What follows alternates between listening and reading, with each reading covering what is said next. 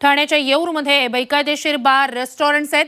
या बेकायदेशीर बार आणि रेस्टॉरंट्सचा अभय कुणाचे हितसंबंध यात गुंतलेले आहेत असा सवाल जितेंद्र आव्हाड यांनी विचारलेला आहे। वन विभाग ठाणे पोलिसांकडून या ठिकाणी कारवाई का होत नाहीये असे सवाल विचारत येऊरमधील बेकायदा बार लाऊंजवर कारवाई कधी करणार आणि यासाठी आता आव्हाड आक्रमक झालेले आहेत। रात्री कांठळ्या बसवणारा आवाज, वाहतूक कोंडी, मद्यपी वाहन चालक आणि प्रचंड गोंधळ यामुळे येऊर इथल्या आदिवासींना रस्त्यावर उतरून आंदोलन करावं लागलं।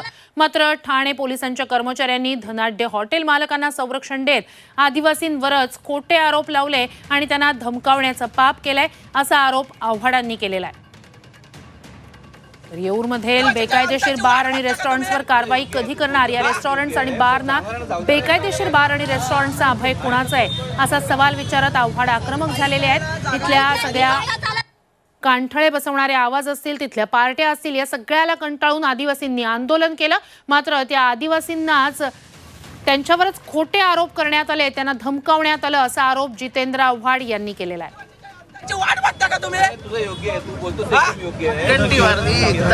संयुक्त बैठक झाली होती आदिवासी आणि मुनगंटीवारांची। तेव्हा मुनगंटीवार साहेबांनी स्पष्ट फॉरेस्टला आदेश दिले होते की 6 वाजता दरवाजा बंद करा। फॉरेस्टवाले करत नाही। आता मुनगंटीवार हे बघणारच असतील। सर्वसामान्यांचं सरकार आहे मुख्यमंत्री म्हणतात, का वाटतं सर्वसामान्य न्याय मिळेल असं? मला काही बोलायचं नाहीये, मला पर्सनल कोणावरती जायचं नाहीये, पण मुख्यमंत्र्यांनी ह्याच्याकडे लक्ष द्यावं की हा एक निसर्गरम्य ठिकाण आहे, याचं तुम्ही पर्यटन स्थळ म्हणून विकसित करा। आणि अत्यंत महत्त्वाची घडामोड आहे, एकीकडे पुण्यातला L3 बार प्रकरण ताजा आहे। या सगळ्याच्याच पार्श्वभूमीवर अनेक बारमध्ये, अनेक रेस्टॉरंट्समध्ये बेकायदा मद्य विक्री केल्याचंही उघड झालेलं आहे। अनेक ठिकाणी अंमली पदार्थ विकले जातात, हाही प्रकार उघडकीस आला। दुसरीकडे येऊर सारख्या ठिकाणी जे काही बेकायदेशीर बार आहेत, रेस्टॉरंट आहेत, त्यांच्यावर कारवाई का होत नाहीये असा सवाल जितेंद्र आव्हाडांनी विचारलेला आहे। या बार आणि रेस्टॉरंटचा, बेकायदेशीर बार आणि रेस्टॉरंटचा अभय कुणाचा आहे असा सवाल त्यांनी विचारला। इथे पार्ट्या चालतात, त्याच्यामुळे त्रस्त झालेल्या आदिवासींनी आंदोलन केलं। मात्र त्यावेळेला पोलिसांकडून या आदिवासींनाच धमकावण्यात आलेला आहे असं म्हणत या सगळ्याला अभय कुणाचा आहे असा सवाल जितेंद्र आव्हाड यांनी विचारलेला आहे। तर या सगळ्या बेकायदा बार आणि लाऊंजवर कारवाई कधी करणार आहात? 6 वाजता वन विभागानं गेट बंद केलं पाहिजे, मात्र वन परिसरातील गेट बंद होत नाहीये। येऊरमधलं गेट 6 वाजता बंद होत नाहीये। या संदर्भात मुनगंटीवारांसोबत बैठकही झालेली होती। स्पष्ट आदेश त्यांनी वन विभागाला दिलेले होते, मात्र तरीही अजून त्याची अंमलबजावणी का होत नाहीये? मग या धनाढ्य बार मालक असतील किंवा रेस्टॉरंट मालक असतील, यांच्या पाठीशी कोण उभं आहे? त्यांना कुणाचं अभय आहे असा सवालच जितेंद्र आव्हाड यांनी विचारलेला आहे। तर मुख्यमंत्र्यांनी या सगळ्या संदर्भात स्वतः लक्ष घालावं आणि कारवाई करावी असंही आव्हाडांनी म्हटलेलं आहे। संजय गांधी राष्ट्रीय उद्यानाचा येऊरचा परिसर आहे, हा संपूर्ण परिसर जो आहे वनक्षेत्र आहे। तिथे वनक्षेत्रातल्या अनेक कारवायांबद्दल चर्चा होत असते किंवा तिथल्या बार आणि रेस्टॉरंट्सबद्दल याआधी सुद्धा बोललं गेलेलं होतं।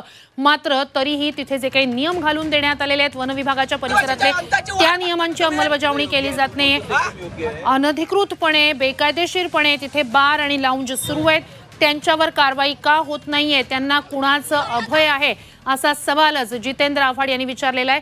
ठाणे हे मुख्यमंत्र्यांचं शहर आहे आणि त्यामुळेच मुख्यमंत्र्यांनी यात लक्ष घालावं अशी मागणी आव्हाडांनी केली आहे।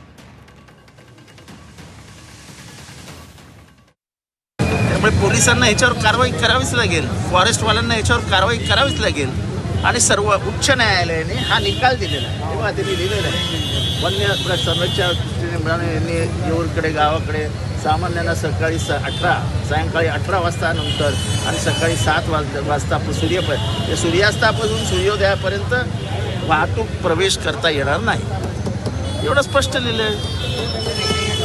एक्साईज डिपार्टमेंटला दारूच्या परमिशन मिळतात कशा? जेव्हा फायर NOC नाही, जेव्हा प्लॅन मंजूर नाहीत, तेव्हा एक्साईज डिपार्टमेंट NOC देतं कसं देतं? साठे लोटे यांचं या संदर्भात प्रशासन, हॉटेल यांचं साठेलोट आहे।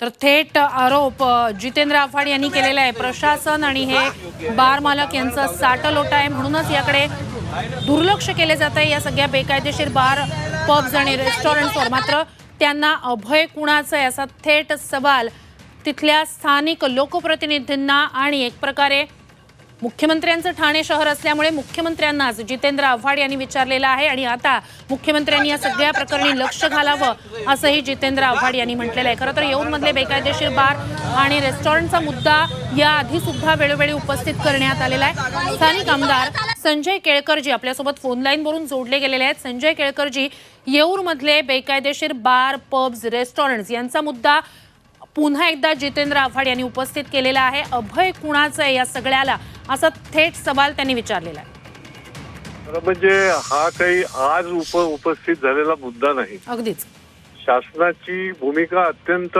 कडक आणि कठोर आहे. प्रत्यक्ष ज्या एजन्सीज आहेत, मग TMC असेल, त्या ठिकाणचे स्थानिक पोलीस स्टेशन असेल, यांनी वेळोवेळी ज्या पद्धतीने कारवाया करायला पाहिजेत. म्हणजे हा जवळजवळ 15-20 वर्षापासून जो मुद्दा वेळोवेळी उचलला जातो, त्याच्यानंतर तो बंद होतो आणि त्याच्यामुळे त्या त्या ठिकाणच्या इन्चार्जवर जबाबदारी फिक्स करायला पाहिजे खरं म्हणजे. आणि मला तर वाटतं की त्याशिवाय त्याच्यावर काही होणार नाही. तर हा मुद्दा जो आहे तो अनेक वर्षापासून चालू आहे आणि हे सगळे अवैध अनधिकृत ज्या गोष्टी आहेत त्याच्यावर ज्या पद्धतीने इम्प्लिमेंटेशन व्हायला पाहिजे, कारवाई व्हायला पाहिजे, ती होत नाही. त्याच्यामुळे माझ्या दृष्टीनं तर तिथले जे कोणी अधिकारी आहेत त्यांची ही जबाबदारी आहे. आणि केवळ येऊर नाही तर अन्य ठिकाणची वेळोवेळी तक्रारी दिल्या जातात. साऊंड पोल्युशन होतं, तिथल्या सामान्य नागरिकांना त्रास होतो. हिरानंदानी मेडोजचं सुद्धा चितळसर मानपाडा पोलीस स्टेशन काही करत नाही कुठलीही कारवाई, एवढी जनतेची तक्रारी असून देखील. आणि त्याच्यामुळे मला वाटतं ठीक आहे, कारवाई करायलाच पाहिजे, परंतु ती तिथली जी जबाबदार माणसं आहेत, अधिकारी आहेत, त्यांच्यावर ही जबाबदारी फिक्स करायला पाहिजे. नक्कीच तुम्ही म्हणताय कारवाई तर झाली पाहिजे, मात्र ती कारवाई होत नाहीये.